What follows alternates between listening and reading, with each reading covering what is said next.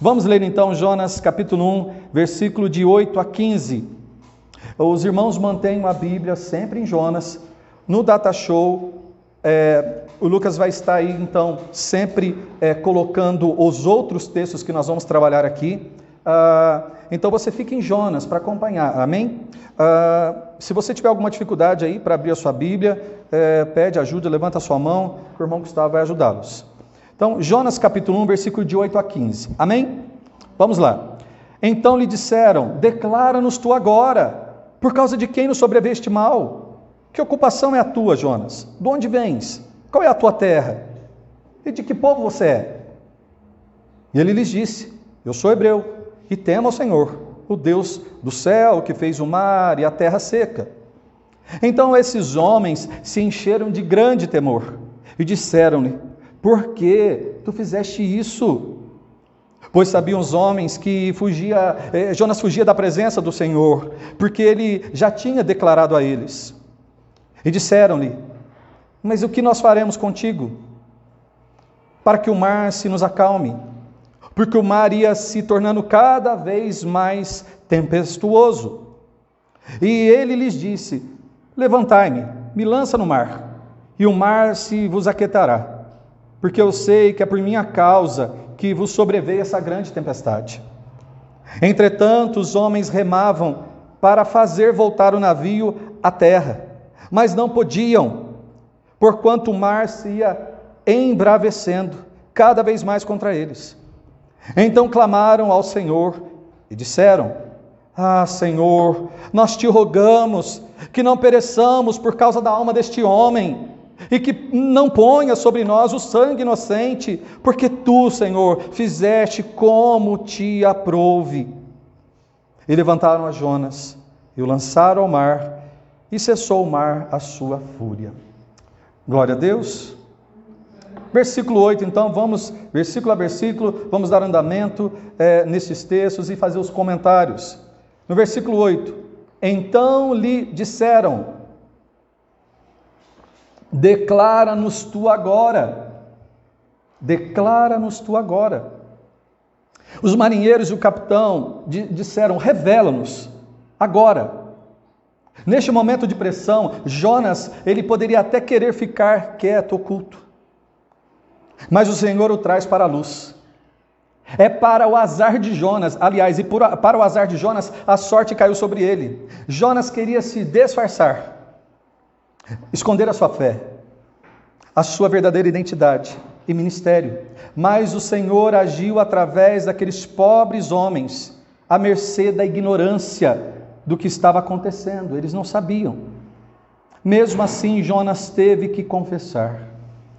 Já que ele escolheu se esconder, Deus escolheu aparecer. Então eles disseram: declara-nos tu agora, por causa de quem nos sobreveio este mal. Preste muita atenção agora.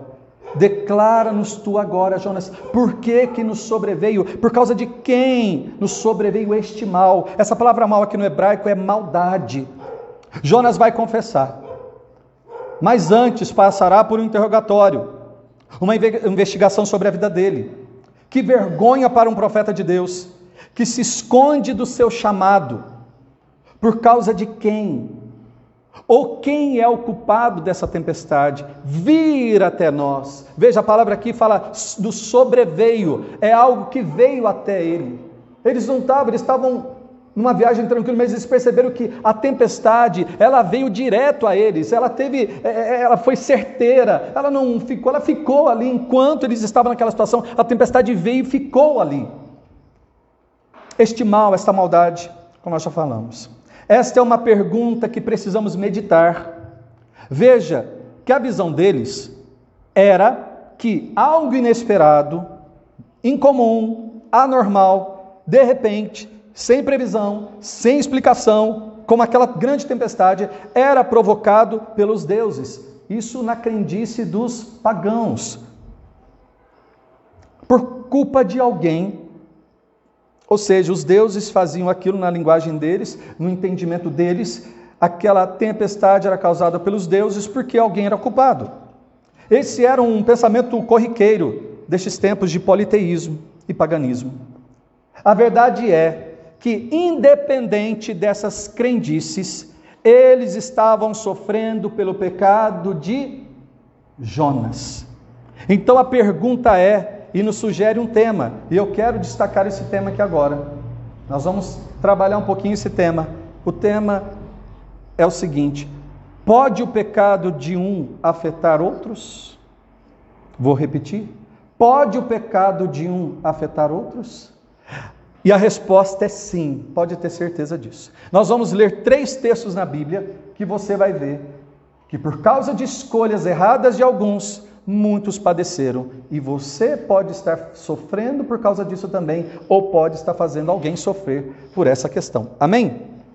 Glória a Deus. Então vamos lá, vamos continuar. Vamos relatar alguns casos nas Escrituras de homens como Jonas, que por causa da desobediência levaram pessoas até a morte. Eu já disse isso outra vez.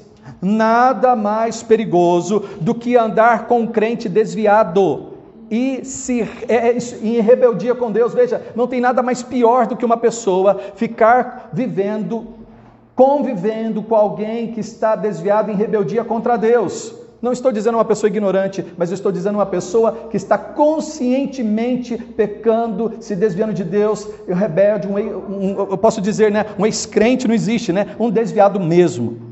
Vamos lá então? Vamos começar? O primeiro texto está em Gênesis capítulo 20, você não precisa abrir, tá? Porque eu não vou ler ele, eu vou fazer um resumo e vou citar alguns versículos que vai ser colocado no Data Show. Mas se você quiser anotar para estudo seu, Gênesis 20, versículo de 1 a 18. O nosso pai Abraão era casado com Sara. Ela era uma mulher muito formosa. Todas as vezes que eles viajavam, se alguém porventura se interessasse por ela, o que aconteceu pelo menos 2 vezes, ele pedia a ela, veja, pai Abraão, o pai da fé, pedia para a sua esposa que dissesse, porque ele tinha medo de morrer, de ser assassinado, que fala que você é minha irmã.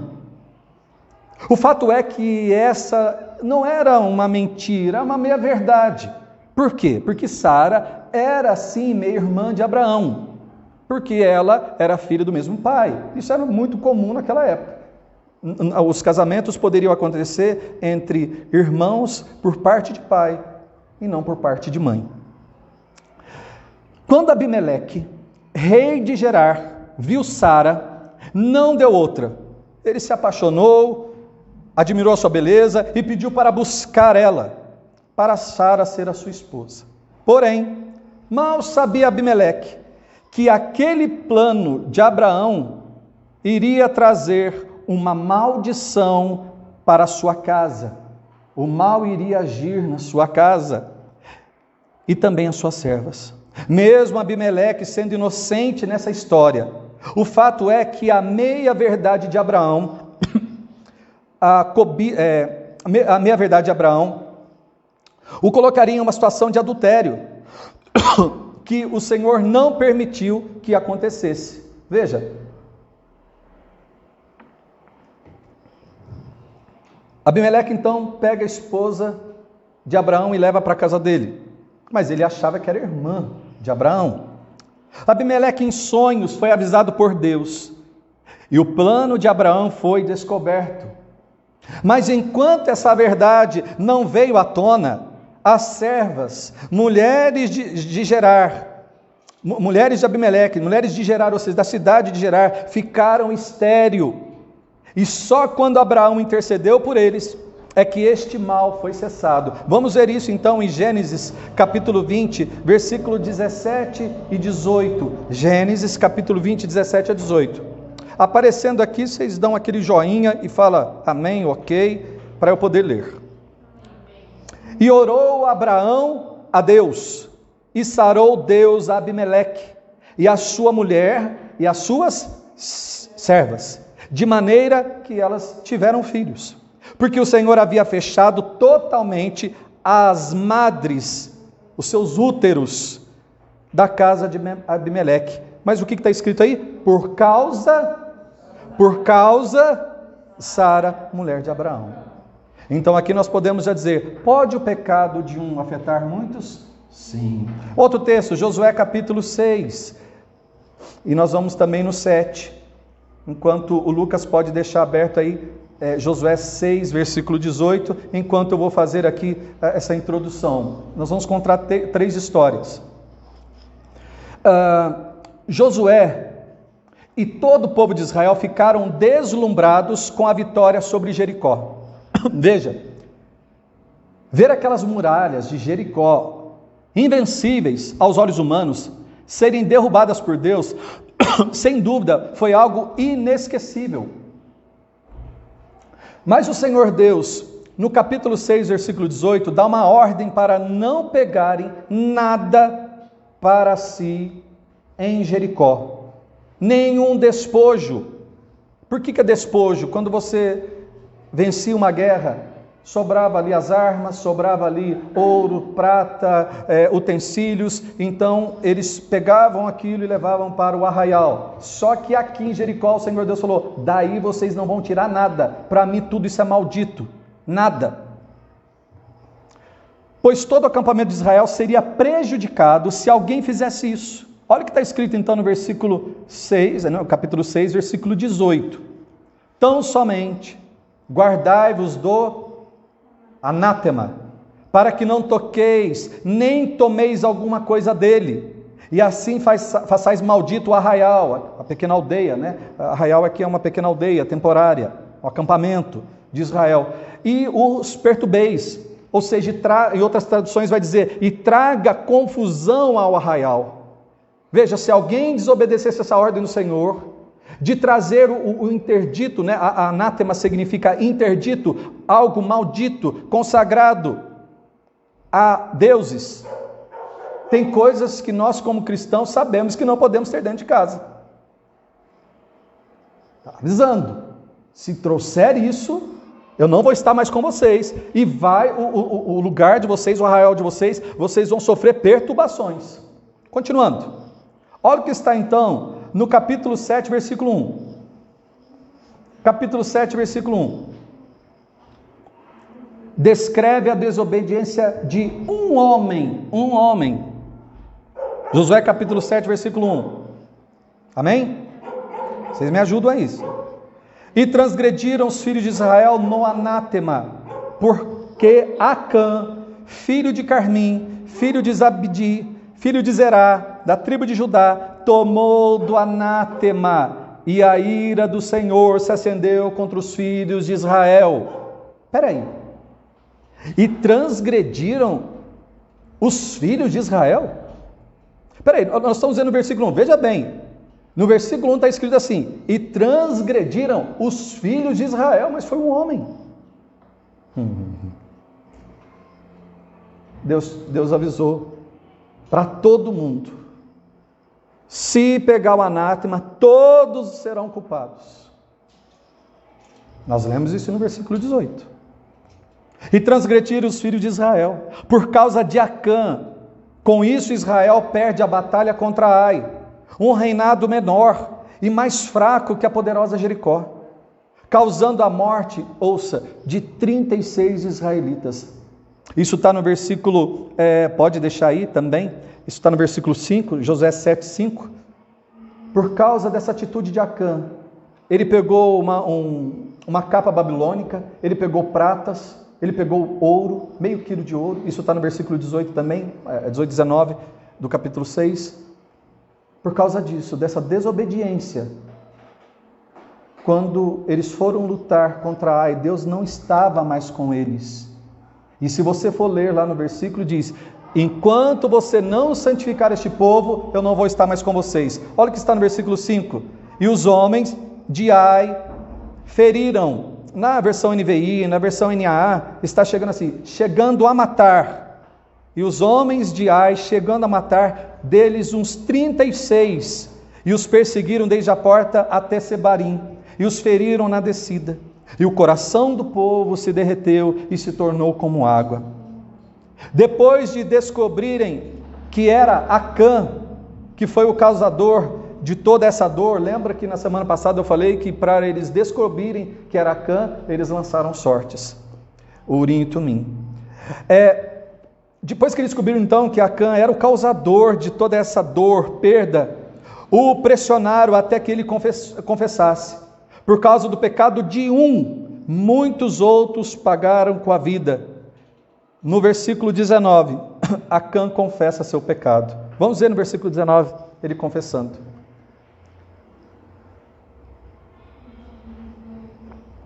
Então disse Josué a Acã: filho meu, peço-te a glória ao Senhor, Deus de Israel, e faze a confissão perante ele, e declara-me agora o que fizeste, não me ocultes. E respondeu Acã a Josué, e disse: verdadeiramente eu pequei contra o Senhor, Deus de Israel, e fiz assim e assim. Ele confessou, depois você vai ver que ele confessou que ele pegou, aí está no versículo, capítulo 7, versículo 19, ele confessa justamente, ele detalha o que ele pegou.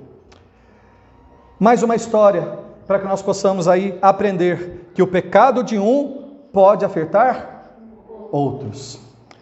1 Crônicas, capítulo 21, de 1 a 17. Não vou ler todo, mas eu vou só destacar alguns versículos. 1 Crônicas, capítulo 21, versículo 1. Quando aparecer aqui, vocês me avisam. 1 Crônicas, capítulo 21. Vamos lá. Davi, inspirado por Satanás, no auge da sua glória, resolveu contar quantas pessoas tinham em Israel, até mesmo para poder aumentar o seu exército. Se foi por soberba ou orgulho, nós não sabemos, para mim é os dois. Davi errou gravemente, pois o censo, contar as pessoas, era somente permitido por Deus e da forma de Deus. Aonde está escrito isso? Isso está escrito em Êxodo capítulo 30, versículo de 11 a 16. Êxodo 30, versículo de 11 a 16. Não precisa abrir que eu vou destacar alguns pontos aqui. Deus entregou a Moisés como deveria ser a contagem de pessoas. Eu vou explicar para você como que funcionava, para você entender por que Deus ficou irado com Davi. Porque muitas pessoas nem leem esse texto, mas não expõem o porquê. Ele contou. Não, mas espera aí, tem um porquê e é grave. Vamos lá. Davi nem consultou, primeiro que nem consultou o Senhor. Ele deu ordens e ponto.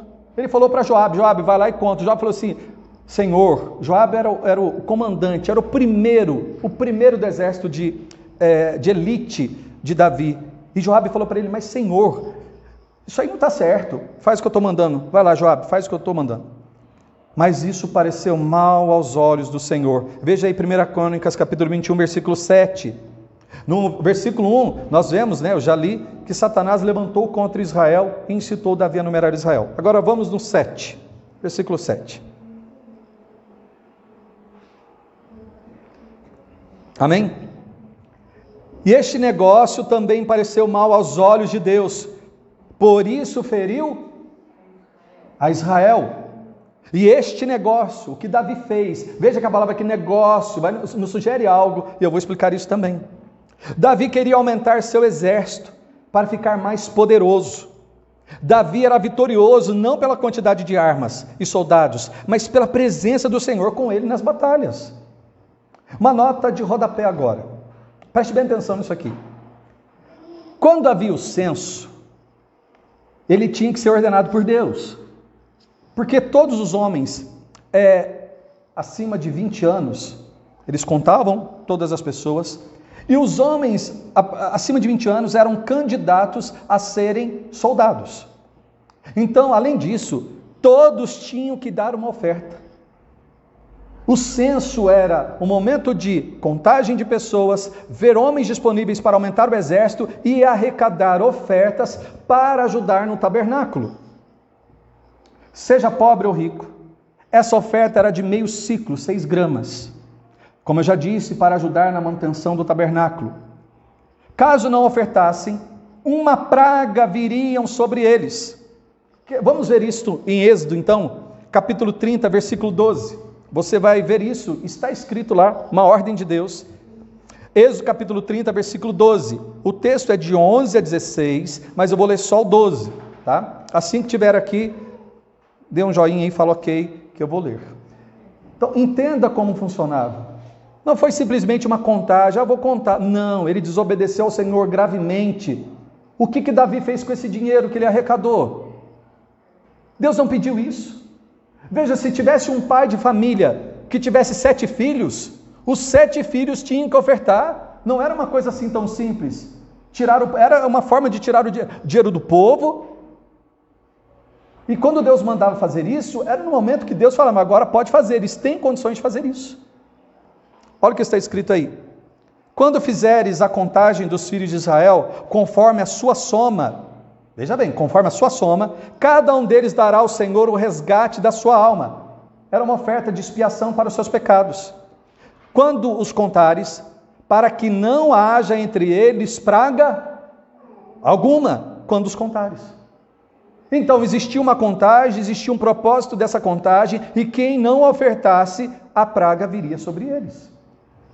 Continuando, o censo era temido pelo povo, porque jovens eram separados para o exército.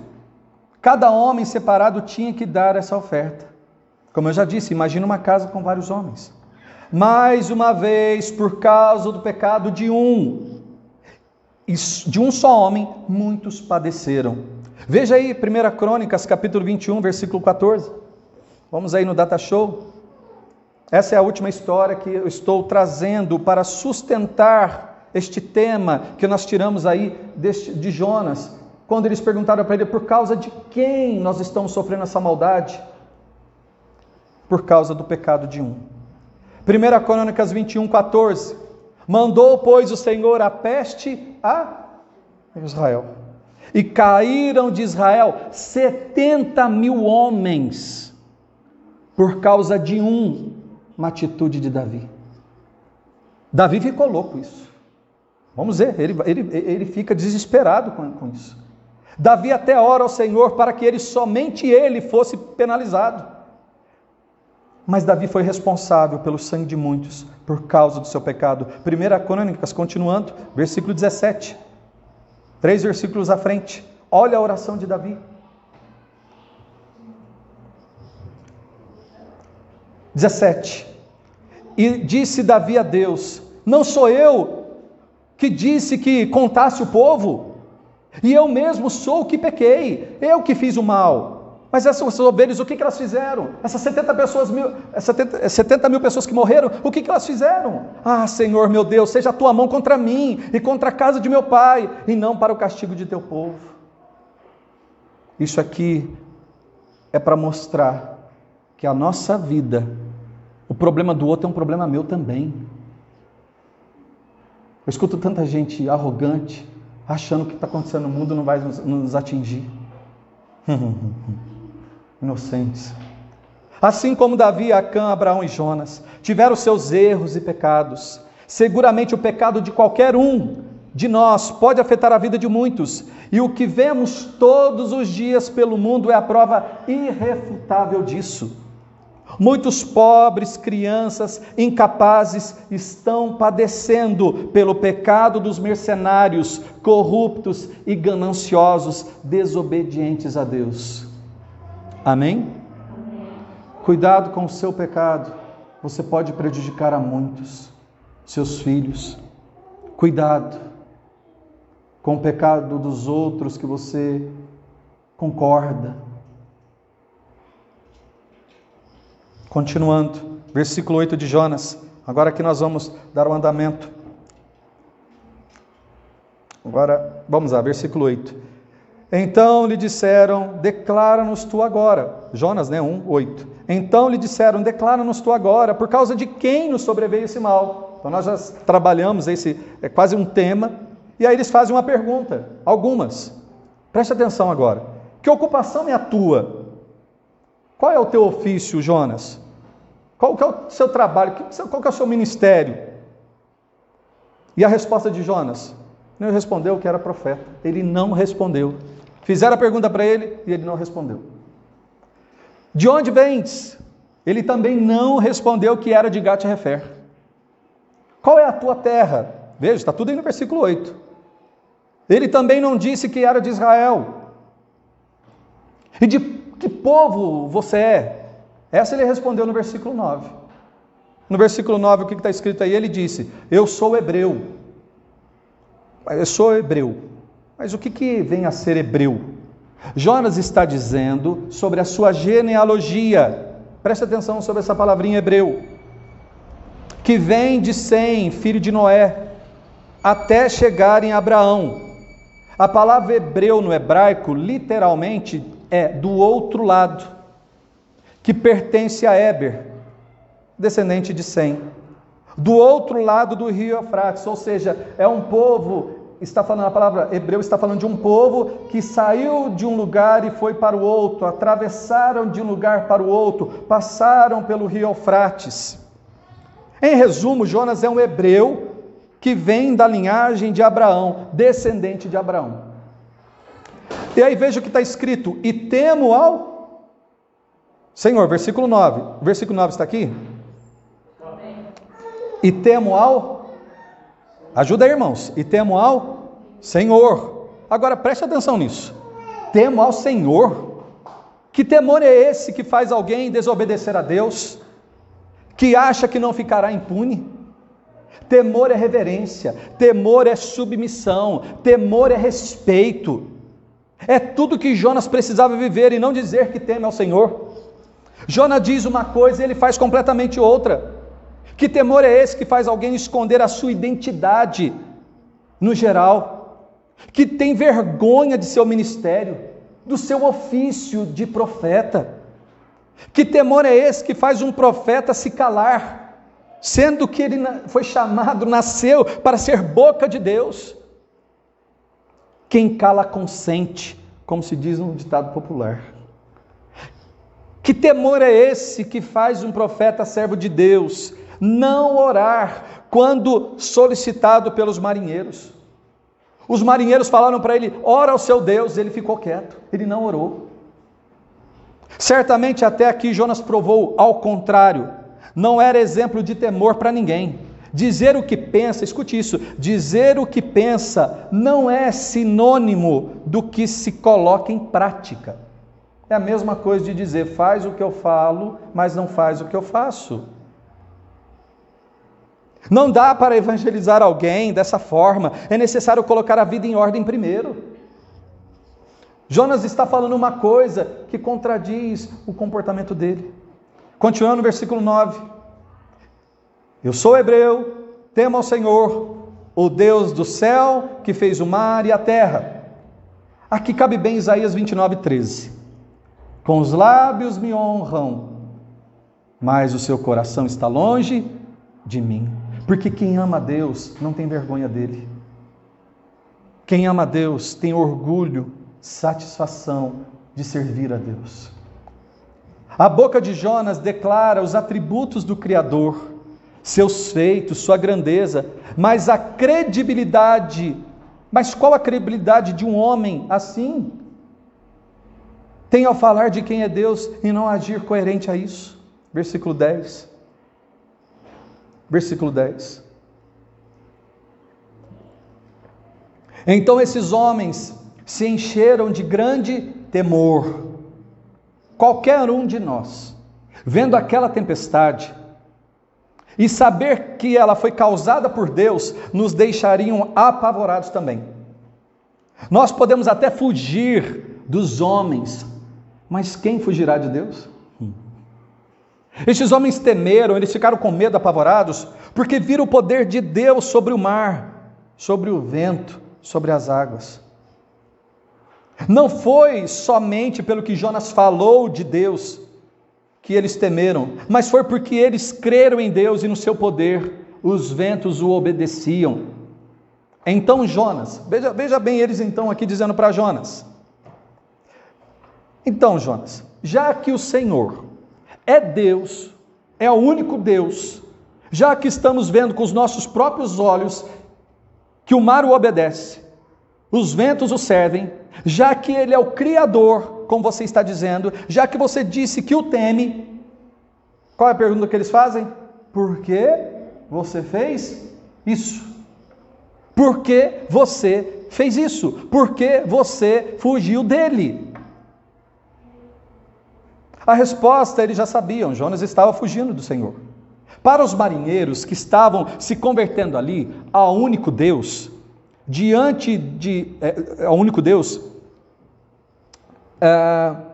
que estavam se convertendo ali, diante de sua grandeza, ficaram chocados de ver um profeta do Senhor ser tão rebelde a ponto de tentar fugir dele. Pois sabiam, como está aí no versículo, continuando, porque fizeste tu isto? Pois sabiam os homens que Jonas fugia da presença do Senhor, porque ele já tinha declarado, ou seja, Jonas já tinha revelado isso a eles. Versículo 11. E disseram-lhe: mas o que nós faremos com você? Que te faremos nós? Já que o problema é você, Jonas, o que nós vamos fazer com você? Estamos em alto mar. O que precisamos fazer para aplacar a ira de Deus, já que é por sua causa?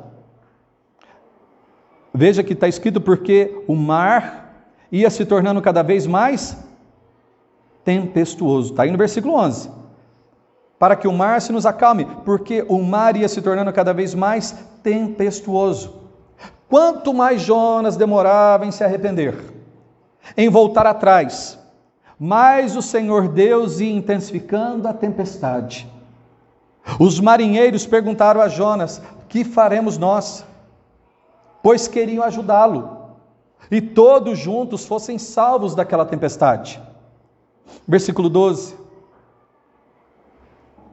E ele lhes disse: levanta-me e me lança ao mar, e o mar vai se aquietar, pois eu sei que por minha causa vos veio até vocês esta grande tempestade, foi por minha culpa. Pergunta: essa ideia veio de Jonas? De se lançar ao mar? Será que ele queria morrer? Agora eu pergunto, se ele se ajoelhasse ali, se humilhasse diante do Senhor Deus, e aceitasse ir para Nínive, o Senhor não acalmaria aquela tempestade? Veja, continuando, porque eu sei que por minha causa vos sobreveio essa tempestade. A consciência bateu em Jonas. Ele percebeu que ele afrontou demais o Senhor, e que o Senhor só acalmaria o mar se ele agora fosse lançado ao mar. Escuta isso aqui: o Senhor Deus chama, o Senhor Deus dá oportunidades, o Senhor Deus tem misericórdia, mas chega uma hora que o Senhor Deus, alguns dizem, vai me levar para o deserto, mas o Senhor Deus também vai me levar para o mar. Ah, meu irmão, volta para o Senhor enquanto Ele está na misericórdia, porque na hora que o Senhor Deus aceitar a sua ideia, aceitar o seu desafio, estou usando uma linguagem de ensino, de uma analogia, vai ser desse jeito que você vai voltar. Porque eu sei que por minha causa, olha essa frase, porque eu sei que por minha causa, quantas vezes eu já escutei isso? Eu sei, pastor, que eu estou fazendo tudo errado, eu sei, pastor, que a minha vida está uma tempestade, eu sei, pastor, que é por minha culpa, eu sei, pastor, que a minha família está sofrendo por minha culpa, eu sei, pastor, eu sei, então eu pergunto, e o que você vai fazer para mudar isso? Vai continuar machucando os outros com seu pecado? Vai continuar isso? Vai continuar favorecendo o reino das trevas ao invés de favorecer o reino de Deus? Deus nos chama para servi-lo. Ter consciência de que está errado, vivendo errado, e não fazer nada para mudar isso, se chama orgulho. Essa pessoa não ama ninguém, ela é egoísta e só pensa em si. Olha onde o orgulho de Jonas levou aquela situação. Depois de ver todo o estrago causado pela sua rebeldia, Jonas volta a si. Ele era crente, sim, ele cria em Deus. Mas ele percebe então que a integridade e a vida de todos naquele barco estavam correndo risco. Versículo 13. Entretanto, os homens remavam Os navios daquela época, muito provavelmente, até porque a viagem de Jope, de Jafa, eu já falei isso no primeiro, está lá no YouTube, se você quiser ver, eu falo sobre Tarsis, falo sobre Nínive e falo sobre Jope. Jope é o porto mais antigo do mundo, até hoje em funcionamento. E essa cidade, esse lugar fica em Tel Aviv, bem ali no sul ali de Tel Aviv, bem no gueto ali de Tel Aviv.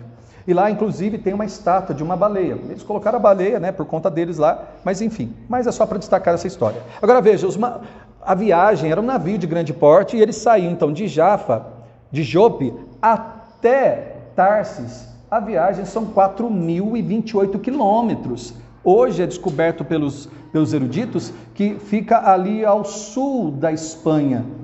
Então não era qualquer barquinho. Então esses barcos provavelmente eles tinham, aqueles barcos, se você vai ver aí filmes antigos, tinham remos, alguns barcos tinham remos acima, então eram vários homens que ficavam remando, e outros, às vezes era dentro, embaixo mesmo, na parte inferior do navio, tinham vários buracos e esses remos ficavam para fora e eles ficavam remando. Se você for ver alguns filmes romanos, você vai ver muito isso.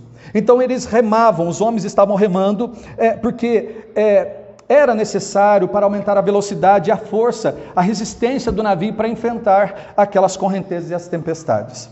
Continuando, para fazer voltar o navio à terra. Eles tentaram voltar para o porto.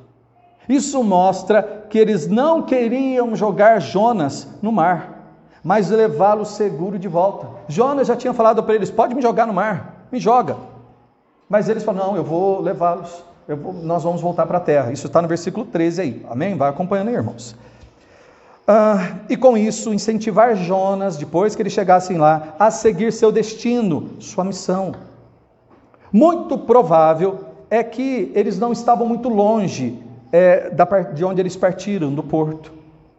Continuando aí no versículo 13. Entretanto, os homens remavam para fazer voltar o navio à terra, mas não podiam, porquanto o mar se ia embravecendo, piorando cada vez mais contra eles.